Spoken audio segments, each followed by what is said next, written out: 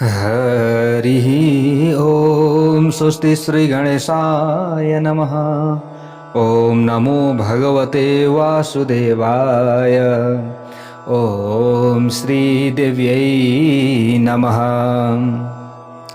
ॐ देवी प्रपन्नार्तिहरे प्रसीद प्रसीद मातर जगतोऽखिलस्य। प्रसीद विश्वेश्वरि पाहि विश्वं। त्वमीश्वरी देवी चराचरस्य। नारायणं नमस्कृत्य नरं चैव नरोत्तमं देवीं सरस्वतीं व्यासं ततो जयमुदीरयेत्। भक्तवत्सल भगवान को जय। जगत जननी दुर्गा माता की जय। श्रीमद्देवी भागवत महापुराण को जय। प्यारा भक्त भागवतहरू, यतिखेर हजुर श्रीमद्देवी भागवत महापुराण कथा श्रवण गर्दै हुनुहुन्छ। यहाँनिर जो विन्ध्याचल पर्वत छन्, यिनले सूर्यको गतिलाई रोकिसकेपछि सबै देवताहरू ब्रह्माजीको शरणमा गए। त्यस पछाडि भगवान चाहिँ सामर्सदा शिवजीको शरणमा, त्यस पछाडि उनी भगवान श्री नारायणको शरणमा, त्यस पछाडि अगस्ती मुनिको शरणमा सबै गए। अब अगस्ती मुनिले सबैको पुकारलाई स्वीकार गरिसकेपछि अब विन्ध्याचल पर्वतमा आइसक्नु भएको छ। ल हेर्नुहोस् प्यारो भक्त भागवतहरू, अब जो विन्ध्यगिरीले आकाशमा धेरै माथि उठेर सबै आकाशलाई ढाकिदिएको कुरा मुनिले देख्नुभयो र मुनिलाई आफ्नै सामु आएका विन्ध्याचल पर्वतले पनि देखे। त द्रुत गतिमा विन्ध्याचल काँप्न थाले। त्यो पर्वत पूर्ण रूपमा घमण्ड रहित भएर वामन रूप जस्तै बनी केही भन्ने विचारले अगस्त्य मुनिका सामु पृथ्वी झैँ नम्र र भक्ति भावनाले युक्त भई लौरो झैँ भुइँमा तेर्सिएर साष्टाङ्ग प्रणाम गर्न थाल्यो। त्यसबेला विन्ध्य पर्वतलाई नम्र र झुकेका चुचुरा सहित भुइँमा लम्पसार परेको देखेर प्रसन्न अनुहार भएका अगस्त्य मुनिले विन्ध्याचललाई भने, हे वत्स पर्वतराज, जबसम्म म फर्केर आउँदैन तबसम्म तिमी यही समुद्रमा लम्पसार परेर बस, किनकि म तिम्रा अग्ला अग्ला चुचुराहरूमा आरोहण गर्न असमर्थ छु। यसरी विन्ध्य पर्वतलाई आदेश दिएर दक्षिण दिशातर्फ जान चाहने अगस्त्य ऋषि विन्ध्य पर्वतका साना साना चुचुराहरूमा आरोहण गरेर क्रमैले फेरि तल उत्रनु। त्यहाँबाट दक्षिण दिशातर्फ लाग्नु। बाटामा श्री शैल पर्वतले दृश्य अवलोकन गर्दै मलायाचलमा गएर आश्रममा बस्न लागे। ल हेर्नुहोस् है, शैल पर्वतको दृश्य हेर्दै मलायाचलमा गएर अगस्त्य मुनि बस्नु। अब मनुद्वारा पूजा गरिएकी भगवती जगदम्बा पनि विन्ध्य पर्वतमा आउनुभयो। यहाँ भन्नुहुन्छ सुदजीले, हे सौनकादि 88,000 ऋषि हो, ती देवी त्यो दिनदेखि सम्पूर्ण संसारमा विन्ध्यवासिनी नामबाट प्रसिद्ध हुनुभयो।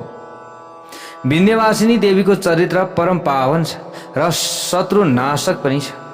अब यसरी विन्ध्य पर्वतले सूर्यलाई बाटो छोड्न बाध्य भए र देवीको विन्ध्यवासिनी नाम रहेको कथा हामीले सुन्यौँ। अगस्त्य र विन्ध्य पर्वतको कथा सम्पूर्ण पापहरूलाई नाश गर्न समर्थ छ भनेर यसरी यहाँनिर बताइएको छ। जय बोलौँ जगत जननी दुर्गा माता की जय। अब स्वारोचिस, उत्तम, तामस र रैवत मनुहरूको यहाँनिर वर्णन गरिएको छ।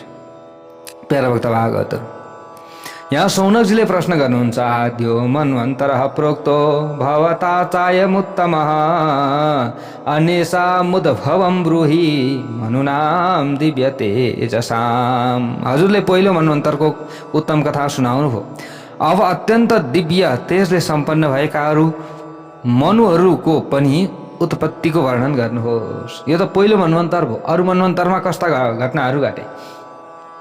यसरी प्रश्न गरेपछि सुतजी अगाडि गएर भन्नुहुन्छ, एवमाद्यस्य चोत्पत्तिं श्रुत्वा स्वयंभुवस्य हि अन्येषां क्रमशस्तेषां सम्भूतिं परिपृच्छति। भगवतीको तात्विक रहस्यहरूलाई राम्ररी जान्नुहुने परम ज्ञानी देवर्षि नारदजीले पहिलो स्वयंभुव मनुको उत्पत्तिको प्रसङ्ग सुनेपछि अरू मनुहरूको उत्पत्तिको विषयमा पनि भगवान नारायणसँग सोध्नु भएको थियो। नारदजीले भन्नुभयो मनु नाम मे समाख्याई सुतपतिम च सनातन। हे नारायण, हे सनातन, मनुहरूको उत्तम उत्पत्तिको विषयमा मलाई राम्रोसँग बताउनुहोस् भनेर यसरी नारदजीले सोध्नुभयो।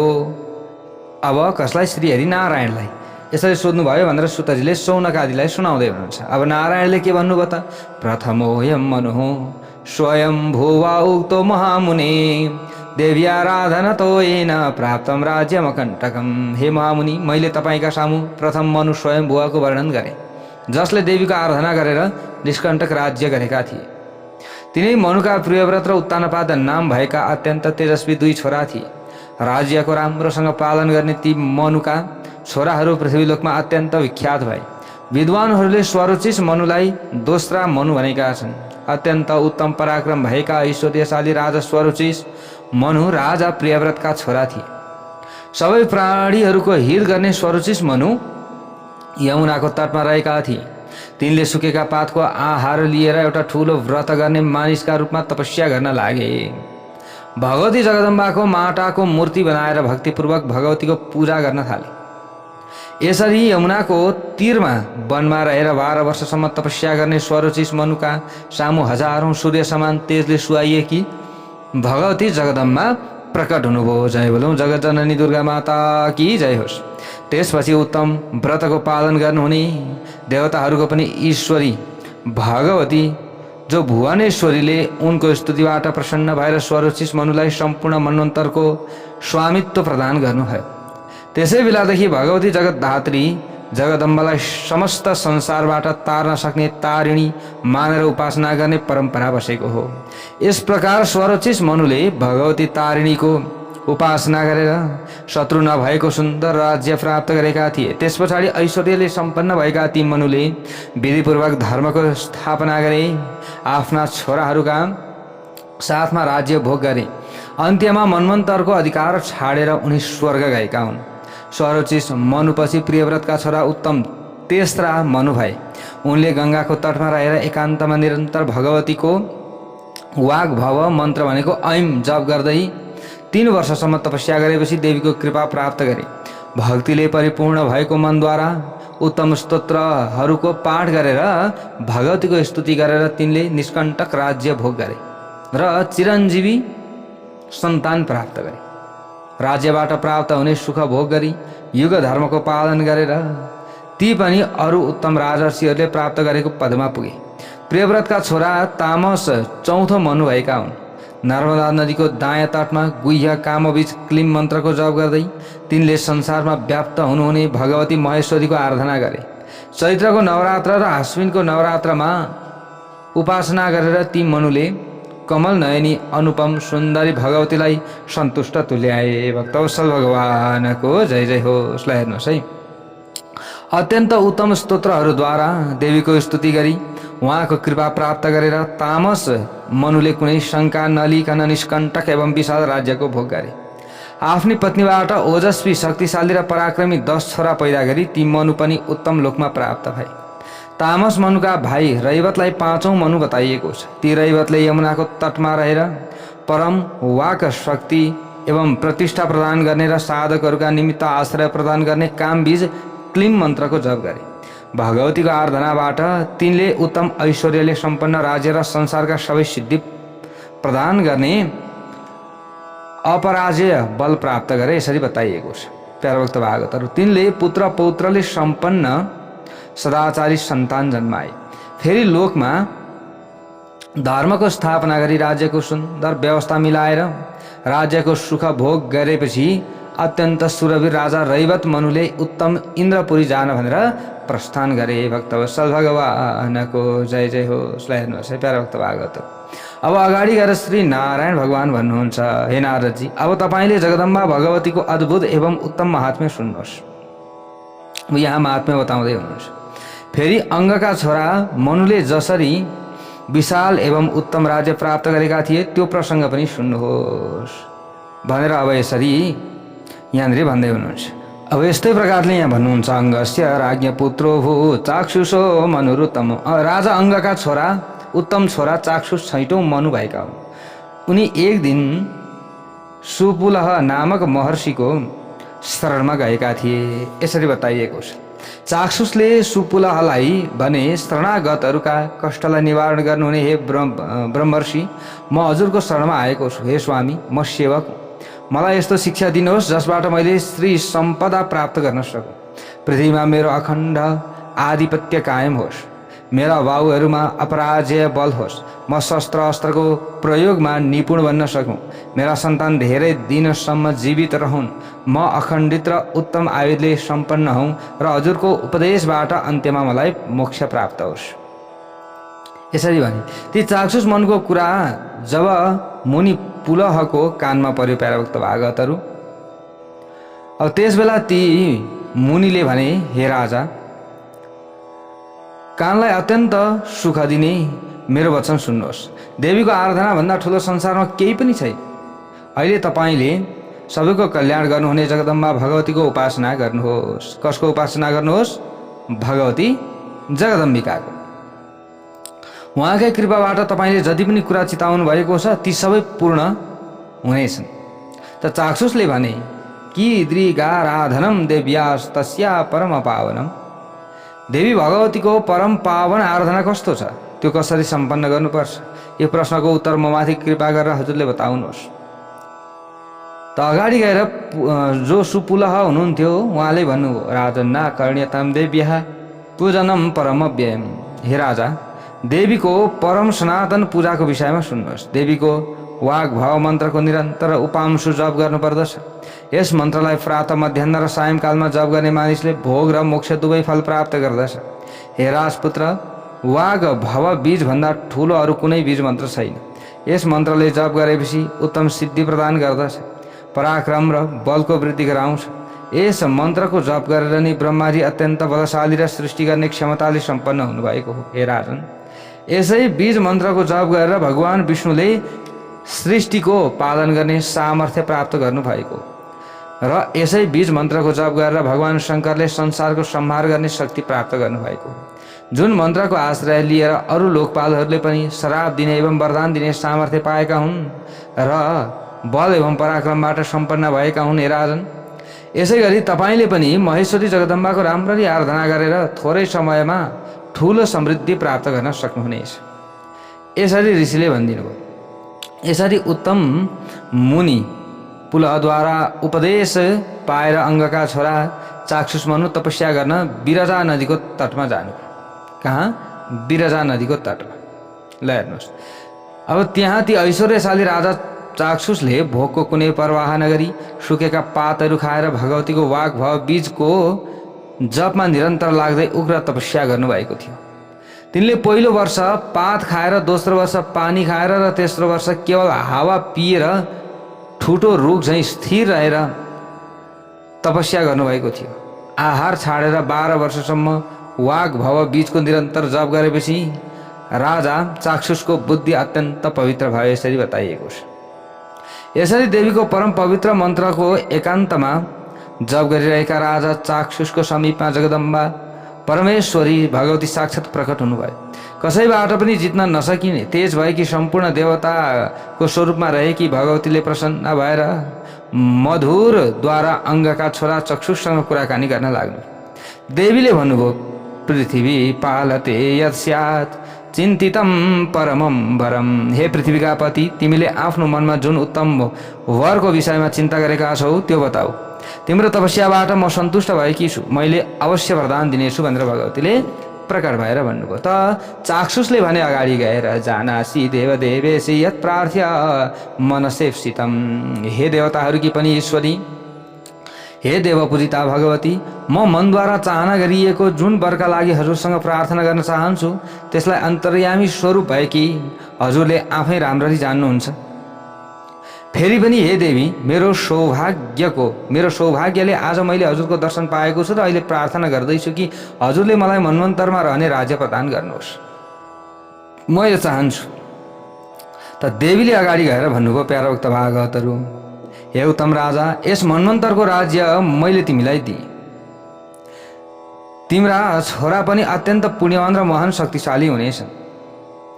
तिम्रो राज्य निष्कण्टक हुनेछ र अन्त्यमा तिमीले निश्चित रूपमा मोक्ष पाउनेछौ। यसरी चाक्षुष मनुद्वारा भक्तिपूर्वक स्तुति गरिएकी देवी तिनलाई उत्तम वर प्रदान गरी छिट्टै अन्तर्ध्यान हुनुभयो। ती राजा चाक्षुष मनु भगवतीको कृपाले उहाँको आश्रय पाएर छैटौँ मनुका रूपमा प्रतिष्ठित हुनुभयो। ती सबैका माननीय मनु सम्पूर्ण पृथ्वीमा पाइने सुख सुविधाले सम्पन्न थिए।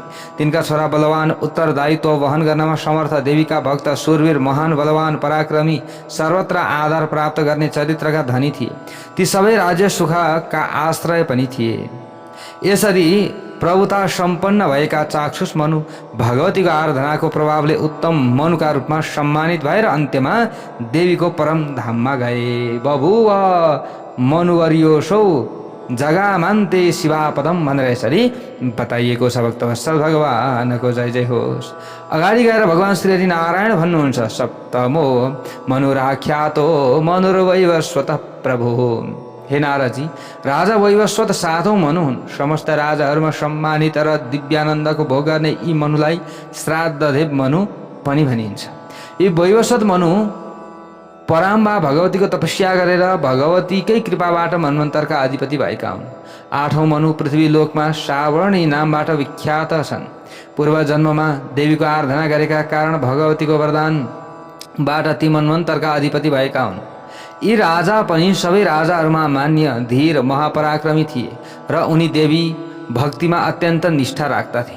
कथम मन्वन्तरे तेन मनुनाराधनम कृतम। सावर्णी मनुले पूर्व जन्ममा भगवतीको पार्थिव मूर्तिको कसरी आराधना गरे भनेर अब नारदजीले प्रश्न गर्नुभयो। त्यो मलाई बताउने कृपा गरी बक्सियोस् भनेर प्रश्न गरेपछि श्री हरि नारायण भन्नुहुन्छ, चैत्र वंश समुद्भवो भुवो राजा स्वारोचि सेन्तरे सुरथो नाम वैख्यातो महाबल पराक्रम। स्वारोचिस मन्वन्तरमा चैत्र वंशमा पैदा भएका सुरथ नामबाट विख्यात एकजना राजा थिए। ती बलवान, पराक्रमी, गुणग्राही, धनुर्धारी, माननीय, उत्तम चरित्र भएका कवि, सबै कार्य गर्नमा कुशल, धन सङ्ग्रह गर्न सिपालु, याचकहरूलाई दान प्रदान गर्ने, शत्रुको दमन गर्ने, स्वाभिमानी, सबै किसिमका अस्त्र सञ्चालन गर्नमा आतुर र शक्तिशाली थिए। एकपटक कोला विध्वंसी उपाधि पाएका क्षत्रिय राजा तिनका शत्रु भए। महान बलशाली शत्रुहरूले आफ्नो सेना लिएर आक्रमण गरी यहाँनिर सम्मानी र स्वाभिमानी राजा सुरथको राजधानीलाई चारैतिरबाट घेरे। त्यसपछि शत्रुको विनाश गर्न सिपालु राजा सुरथ सेनाले सुसज्जित भएर आफ्नो नगरबाट युद्ध गर्न बाहिर गए। युद्धमा राजा सुरथ शत्रुहरूद्वारा परास्त हुन पुगे। उनका मन्त्री र सचिवहरूले अवसर पाएर उनको कोषमा रहेको सम्पूर्ण धन अपहरण गर्दा भए। राज्य हरिनु र खजनाको धन सकिनु, यी दुई कुराबाट राजा सुरथलाई ठूलो सन्ताप भयो त्यो समयमा। पछि ती तेजस्वी राजालाई नगरबाट निष्कासन गर्ने कामसम्म पनि भयो। यसरी यहाँनिर बताइएको छ प्यारा भक्त भागवत। ती राजा सुरथ एउटा घोडामा सवार भएर शिकार खेल्ने न्युमा वनतर्फ लागे। चित्त खिन्न थियो, त्यसकारण ती निर्जन वनमा एक्लै भौतारिन लागे। जङ्गली जनावरले युक्त भएको र मुनिका शिष्यहरूले भरिएको शान्त स्वभाव भएका सुमेधा मुनिको आश्रममा पुगेपछि राजा सुरथको चित्तले केही शान्ति पायो। ती राजाले दूरदृष्टि भएका उत्तम मुनि सुमेधाको रमणीय आश्रममा केही कालसम्म निवास गरे। एक दिन राजा सुरथ सुमेधा मुनिले प्रातःकालिक पूजा कर्म समाप्त गरेपछि छिट्टै मुनिको नजिकमा गएर प्रणाम गरी नम्रतापूर्वक प्रश्न गर्न लागे, हे मुनि, मेरो मन ज्यादै मानसिक कष्टका कारण सधैँ सन्तप्त रहन्छ। हे पृथ्वीका देवता, यो अचानक आइपरेको सन्तापले सम्पूर्ण तत्त्वको ज्ञाता हुँदा हुँदै पनि मलाई अज्ञानी जस्तो तुल्याएको छ। मलाई शत्रुले पराजित गरेका छन् र मेरो राज्य खोसिएको छ। यति हुँदा पनि राज्यप्रति र आफ्ना जनताप्रति, परिवारप्रति बारम्बार मनमा ममता उत्पन्न भइरहेको छ। हे मुनि, म कहाँ जाउँ, म के गरौँ, मैले कसरी शान्ति प्राप्त गरौँ? हे वेदका ज्ञातामा उत्तम मुनि, अब म एकमात्र हजुरसँग अनुग्रहको आशा लिएर आएको छु। यो कष्ट निवारण गर्ने कुनै उपाय बताउनुहोस्। यति भनेपछि अगाडि गएर सुमेधाले भन्नुभयो, आकर्णय महिपाल महाश्चर्यकरम परम। हे राजा सुरथ, तपाईँले अत्यन्त आश्चर्य प्रदान गर्ने अद्वितीय सबै कामनाहरूलाई पूर्ण तुल्याउने र उत्तम देवी महात्म्य सुन्नुहोस्। अब भगवती विश्वमयी महामाया जो भुवनेश्वरी हुनुहुन्छ, भुवनेश्वरी ब्रह्मा विष्णु शङ्करलाई पनि उत्पन्न गराउनुहुने सबैकी जननी हुनुहुन्छ। उहाँ उहाँले नै प्राणीहरूको मनलाई बलपूर्वक तानेर मोहित गराउन सक्नुहुन्छ। हे राजा, यो भगवतीको विचित्र शक्तिले सम्पन्न रहस्यलाई तपाईँले राम्ररी बोध गर्नुहोस्। हे पृथ्वीपति, भगवतीले नै सम्पूर्ण विश्वको सृष्टि गर्नुहुन्छ, त्यसको पालन गर्नुहुन्छ र अन्त्यमा रुद्रको रूपबाट संहार पनि गर्नुहुन्छ। भगवती महामाया, सबै मनोरथपूर्ण तुल्याउने, विश्वको संहार गर्ने अपराजेय स्वरूप भएकी कालरात्रिको रूपमा सुहाइएकी साक्षात् काली हुनुहुन्छ। उहाँ नै कमलमा निवास गर्ने भगवती महालक्ष्मी पनि हुनुहुन्छ। यो जगत उहाँबाटै पैदा भएको हो, उहाँमाथि नै अडिएको छ र अन्त्यमा उहाँमा नै विलिन हुनेछ। त्यसैले भगवती भुवनेश्वरीलाई परात परा पनि भनिन्छ। हे राजा, जुन व्यक्तिमाथि भगवतीको कृपा हुन्छ नि, त्यो व्यक्ति संसारको मोहको जालबाट मुक्त हुन्छ। हे राजा, यस विषयमा कुनै सन्देह छैन भनेर यसरी यहाँ भनिदिनु भयो। त राजाले अगाडि गएर भन्नुहुन्छ, कासा देवी त्वया प्रोक्ता ब्रूहि काल विदाम्बर। हे काल ज्ञान गर्ने महापुरुषहरूमा श्रेष्ठ मुनिवर, हजुरले जुन भगवतीको वर्णन गर्नुभएको छ, उहाँ को हुनुहुन्छ? उहाँले प्राणीहरूलाई किन मोहित गर्नुहुन्छ? हे मुनिवर, यसमा कारण के रहेको छ? उहाँ किन प्रकट हुनुहुन्छ? उहाँको स्वरूप कस्तो छ र उहाँको स्वभाव कस्तो छ? हे पृथ्वीका देवता मुनिवर, यी सबै प्रश्नहरूको कृपा गरी मलाई उत्तर दिनुहोस् भनेर प्रश्न गरेपछि सुमेधा ऋषिले अगाडि गएर भन्नुहुन्छ, राजन देव्या स्वरूपम ते वर्णयामि निशामय। हे राजा सुरत, जगन्मयी भगवती जसरी उत्पन्न हुनुभयो, जहाँबाट उत्पन्न हुनुभयो र उहाँको स्वरूप जस्तो छ, यी सबै विषयमा मैले तपाईँका सामु वर्णन गरिसकेको छु। ध्यानले सुन्नुहोस्। कल्पको अन्त्यमा योगी भगवान नारायण विश्वलाई संहार गरेर समुद्रभित्र शेषनागको शय्यामा योग निन्द्रामा शयन गर्नुभएको थियो। देवताका पनि देवता भगवान जनार्दन निन्द्राको वशमा पर्नु भएपछि उहाँका कानका मैलबाट मधुर कैटभ नामक दुई दानव प्रकट भएका थिए। डरलाग्दो आकृति भएका ती दुवै दानव ब्रह्माजीलाई मार्न तयार भएका थिए। त्यसपछि कमलयोनी भगवान ब्रह्मा मधु कैटभ दानवहरूलाई देखेर देवताका पनि देवता भगवान नारायणलाई निदाउनु भएको अवस्थामा हुनुहुन्छ भन्ने जानेर चिन्तामा पर्नुभयो। भगवान विष्णु निन्द्रामा पर्नु भएको छ। यी दुवै दानव अजय छन्। यो स्थितिमा म के गरौँ, कहाँ जाउँ र कसरी शान्ति प्राप्त गरौँ? यसरी चिन्तन गरिरहेका कमल योनी महात्मा ब्रह्माजीको मनमा यो बुद्धि पैदा भयो कि निदाउनु भएका भगवान विष्णु यस बेला जसको अधीनमा पर्नु भएको छ, ती सबैलाई उत्पन्न गर्ने निन्द्रा देवीको शरणमा म जानु पर्दछ। त ब्रह्माजीले स्तुति गर्दै भन्नुभयो, हे देवी, जगतको पालन गर्ने हे भुवनेश्वरी, भक्तहरूलाई अभिष्ट फल प्रदान गर्ने हे जगन्माया, हे महामाया, हे समुद्र साइनी, हे शिवा, हजुरको अधीनमा रहेर नै संसारका सबै प्राणीले आफ्ना कार्य सम्पन्न गर्दछन्। हजुर नै कालरात्रि हुनुहुन्छ भनेर यसरी यहाँनिर लामो स्तुति गर्नुभयो प्यारा भक्त भागवतहरू। हेर्नुहोस्, कल्ले ब्रह्माजीले, देवताका पनि देवता तपाईँ नै हुनुहुन्छ, भगवान विष्णुलाई जगाउनुहोस् भनेर यसरी यहाँनिर के भयो, प्रार्थना हो ब्रह्माजीबाट। त सुमेधा मुनि भन्नुहुन्छ, हे सुरथ, यसरी ब्रह्माजीले स्तुति गर्नु भएपछि भगवान विष्णुकी प्यारी तमोगुणमयी रुद्र रूपिणी भगवतीले देवताका पनि देवता भगवान विष्णुको शरीरलाई छाडेर ती दुवै दानवलाई मोहित गराउनु भयो। त्यसै बेला जगन्नाथ परमात्मा परमेश्वर र भगवान विष्णु पनि जाग्नुभयो। उहाँले दानवहरूमा श्रेष्ठ मधु र कैटभलाई देख्नुभयो। ती दुवै डरलाग्दा दानवहरूले मधुसूदन भगवान श्री विष्णुलाई देखेर युद्ध गर्ने निश्चय गरे अनि ती दुवै भगवानको नजिकमा गए। त्यस पछाडि सर्वव्यापक भगवान मधुसूदन नारायणले ती दुवैका साथ 5000 वर्षसम्म बाहु युद्ध गर्नु। त्यसपछि जगन माया भगवतीद्वारा मोहित बनाइएका ती दुवै दानवले अत्याधिक बलले उन्मत्त भएर परमेश्वर विष्णुलाई भन्न थाले, हे विष्णु, तपाईँले हामी दुवै भाइसँग वरदान माग्नुहोस्। ती दुवैका कुरा सुनेर आदिपुरुष भगवान विष्णुले वर माग्दै भन्नुभयो, तिमीहरू दुवै आजै मबाट मारिनेछौ भनेर यसरी भनिदिनु भयो।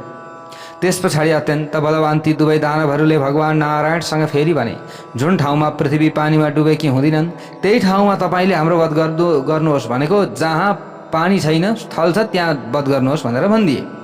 गदा र शङ्ख धारण गर्नुहुने भगवान विष्णुले पनि त्यस्तै हुनेछ भनेर उनीहरूका टाउकालाई आफ्नो जङ्घामा राखेर आफ्नो शरीर बढाउनु भयो र चक्रले काटिदिनु भयो उनीहरूको टाउकालाई।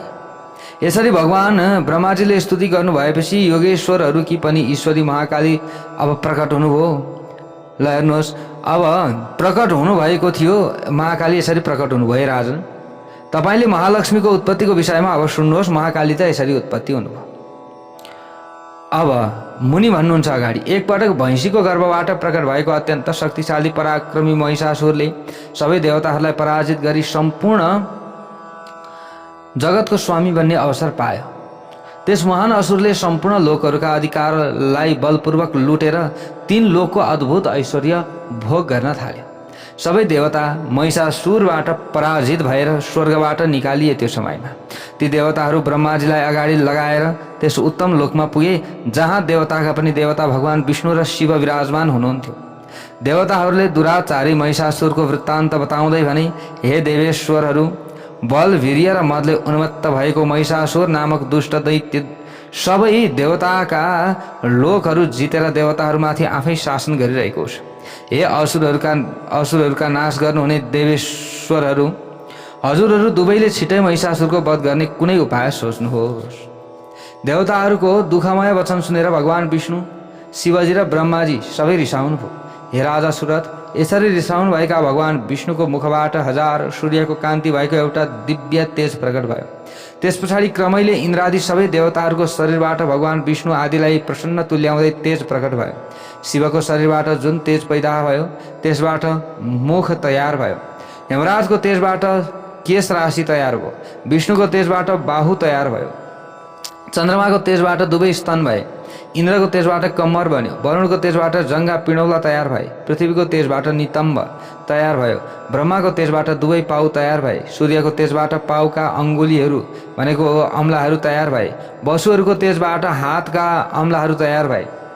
यस्तै प्रकारले कुबेरको तेजबाट नासिका बन्यो भनेको नाक। प्रजापतिको तेजबाट दाँत तयार भए।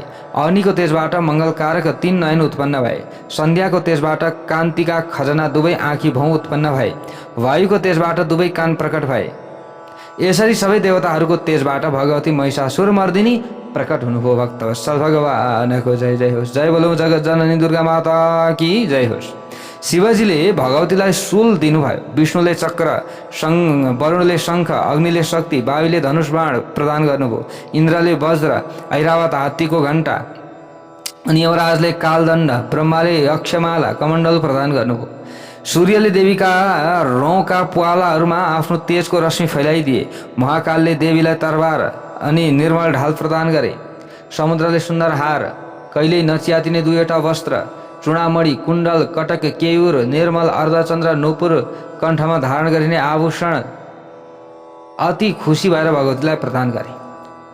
पृथ्वीपति विश्वकर्माले भगवतीलाई औँठी दिए। हिमालयले भगवतीलाई वाहनका रूपमा सिंह प्रदान गरे। अनेक प्रकारका रत्न प्रदान गरे। धनका स्वामी कुबेरले भगवतीलाई मदिराले भरिएको पान पात्र दिए। सर्वव्यापी शेषनागले भगवतीलाई नाग हार प्रदान गरे।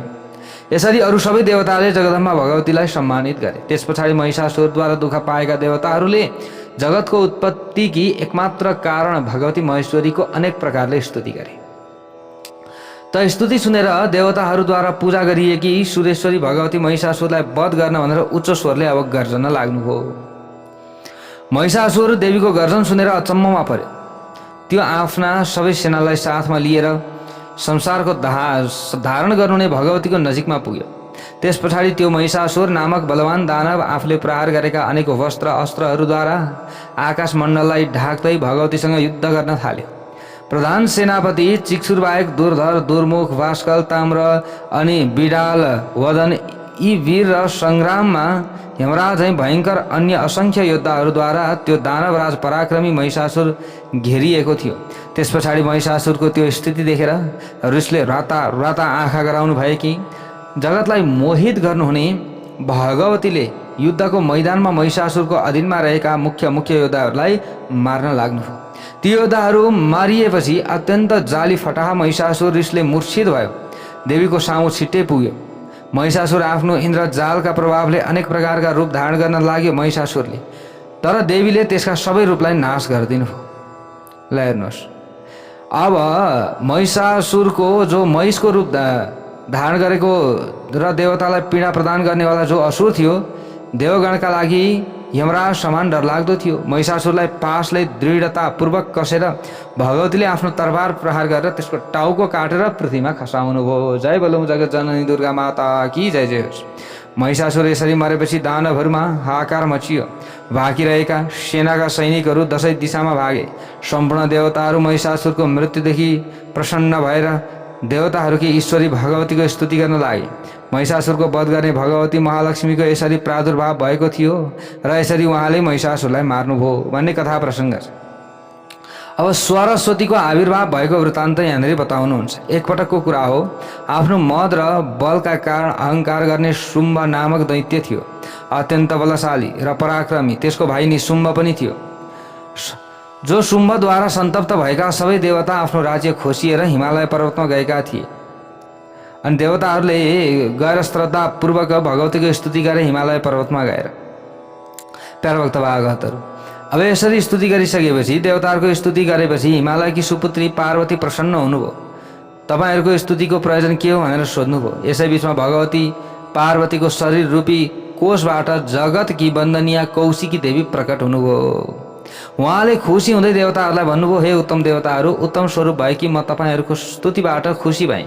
तपाईँहरू वर माग्नुहोस्। देवीले यसरी आज्ञा गर्नुभएपछि देवताहरूले भूमिका बाँध्दै भने, शुम्भ नामको एउटा प्रसिद्ध दानव छ, त्यसले यस्तो यस्तो गर्यो, साह्रै पीडा दियो भनिसकेपछि भगवतीले भन्नुभयो, देव शत्रुम पातयिष्ये, मैले देवताहरूको शत्रु शुम्भ र निशुम्भलाई मार्नेछु, तपाईँहरू निश्चिन्त हुनुहोस्, चिन्ता गर्नु पर्दैन भनेर भगवतीले भनिदिनु। इन्द्रसहित देवताहरूसँग यसरी कुरा गरेर दयामयी देवेश्वरी भगवती देवताहरूले हेर्दा हेर्दै छिट्टै त्यहाँबाट अन्तर्ध्यान हुनुभयो। ल हेर्नुहोस् है, सबै देवता खुसी भएर सुमेरु पर्वतको रमणीय गुफामा गए। शुम्भ निशुम्भका सेवक चण्ड र मुण्डले देवीको दर्शन पाए। त्यस पछाडि ती चण्ड र मुण्ड नामक दानव राजका सेवकले सम्पूर्ण संसारलाई मोहित गराउनु हुने सर्वाङ्ग सुन्दरी भगवतीलाई देखेर शुम्भको नजिकमा गएर निवेदन गरे। सबै कुरा बताए। यस्ती यस्ती यस्ती स्त्री छिन्, यी स्त्री त तपाईँको योग्य छिन् भनेर यसरी भन्न लागे। सेवकको कुरा सुनेर शत्रुको बललाई मर्दन गर्ने शुम्भले सुग्रीव नामक दानवलाई दूतको रूपमा देवीका नजिकमा पठायो। शुम्भको दूत सुग्रीवले तत्कालै देवीको नजिकमा गएर शुम्भले भनेका सबै कुरा बतायो। सम्पूर्ण दैत्य राजको वृत्तान्तलाई पनि आधारका साथ विधिपूर्वक देवीलाई सुनायो। शुम्भ नामक असुर तीनै लोकका विजेता राजा हुनुहुन्छ हे देवी भन्दै सुनाउन लाग्यो यो सेवकले। सबै रत्नको भोग गर्नुहुने शुम्भ राजाको सबै देवताले सम्मान गर्दछन् भनेर अब शुम्भको एकदम गुणगान गायो। उहाँले हजुरका प्रति जुन सन्देश दिनुभएको छ त्यो मबाट सुन्नुहोस्। हे देवी, म नित्य सबै रत्नको उपभोग गर्ने वीर पुरुष हुँ। मैले सुनेअनुसार तिमी पनि रत्न स्वरूपा छौ। अतः एवं हे सुनयनी, तिमीले मलाई पतिको रूपमा वर्ण गर। सम्पूर्ण देवता असुर मानिसहरूका पासमा जे जति रत्न थिए ती सबै रत्न अहिले मेरो दरबारमा छन्। अतः हे सुन्दरी, कामक्रीडामा पाइने रसमा डुब्दै तिमीले नित्य मसँग भोग गर। ल हेर्नुहोस्, यसरी शुम्भले भनेको सन्देश गएर सुनायो। देवीले भन्नुभयो अगाडि गएर, सत्यम वदसि हे दूत दैत्यराज प्रियङ्करम, तिमीले दैत्यराज शुम्भका लागि प्यारो लाग्ने साँचो कुरा गरिरहेका छौ। किन्तु मैले पुरानो समयमा जुन प्रतिज्ञा गरेकी छु त्यो प्रतिज्ञा झुट्टा हुन सक्दैन। हे दूत, मैले जस्तो प्रतिज्ञा गरेकी थिएँ त्यो तिमीले सुन र लगेर सुनाऊ। जसले मेरो अभिमानलाई तोडिदिन्छ, जसले मेरो बललाई प्रभावित तुल्याउनेछ, जो मसँग बलवान भएर युद्ध गर्नेछ अथवा म समान बलवान हुनेछ, त्योसँग म चाहिँ विवाह गर्नेछु अथवा त्यसले मलाई पत्नीको रूपमा भोग गर्न पाउनेछ। त्यसैले अब तिम्रो राजा जो असुराधिपति शुम्भले मेरो प्रतिज्ञालाई सत्य सिद्ध गर्दै तत्काल मेरो हात समातुन्। यस लोकमा कुन त्यस्तो कुरा छ जसलाई उसले प्राप्त गर्न सक्दैन। हे महादूत सुग्रीव, तिमी जाऊ र आफ्ना स्वामीसँग आधारपूर्वक मेरा कुरा सुनाऊ। अत्यन्त बलशाली शुम्भले अवश्य नै मेरो प्रतिज्ञालाई सत्य साबित गर्नेछन्। महादेवीको यो कुरा सुनेर त्यस दूतले आरम्भदेखि लिएर अन्त्यसम्म देवीको वृत्तान्त शुम्भसँग भन्यो। दूतको नमिठो कुरा सुनेर महाबली दानवराज शुम्भ अत्यन्तै रिसायो। त्यस पछाडि दानवराज महाबली शुम्भले धूम्राक्ष नामक दैत्यलाई आदेश दियो, हे धूम्राक्ष, तिमीले सावधान भएर मेरा कुरा सुन। तिमीले छिटै गएर त्यो दुई कौडीकी जो दुष्ट स्त्री छ त्यसलाई केशपासमा समातेर छिटै मेरो नजिकमा लिएर आऊ भनेर आदेश दियो। यस्तो आदेश प्राप्त गरेर महाबली दैत्यराज धूम्रलोचन 60,000 असुरलाई साथमा लिएर प्रस्थान गर्यो। ल हेर्नुहोस् प्यारा भक्त भागवतहरू, त्यहाँ गएर चाहिँ मदैमतले मातिएको म तँलाई समातेर लानेछु भने अनेक प्रकारका कुराहरू गर्यो। यसरी दैत्यले भनेपछि भगवतीले भन्नुभयो, हे महाबलशाली दैत्य, तिमीले भनेका कुरा ल ठिकै छ, म मान्छु, तर मलाई बताऊ तिम्रो राजा शुम्भासुर तिमीले के बिगार्न सक्दछौ त्यो मलाई बताऊ। तिमीले यसो देवीले यसो भनिसकेपछि दैत्यको सेनापति धूम्राक्ष शस्त्र लिएर द्रुत गतिमा प्रहार गर्न देवीतर्फ आयो। देवीले भनिदिनु भयो नि त, तिमीहरू दुइटैले मेरो केही बिगार्न सक्दैनौ, तैँले के गर्न सक्छस् भनेर भनिसकेपछि यहाँ देवीसँग घनाघोर युद्ध हुन्छ प्यारोभक्त भागवतहरू। अब त्यस पछाडि शुम्भको वध गरिदिनु भयो भगवतीले, यसरी यहाँनिर बताइएको छ। ल हेर्नुहोस् है, यहाँनिर शुम्भको वधका कथा प्रसङ्ग, धूम्रलोचनको वध, त्यस पछाडि यहाँ शुम्भको वधका कथा प्रसङ्गहरू सबै भगवतीले वध गरिदिनु भएको छ। शुम्भको पनि यहाँनिर वधको कथा छ। अब त्यस पछाडि अगाडि गएर यहाँनिर मनुपुत्रहरूको तपस्याका बारेमा कथाहरू आउँछन्। यो भोलिको भागमा तपाईँ हामीले श्रवण गर्नेछौँ। भक्तवत्सल भगवानको जय जय।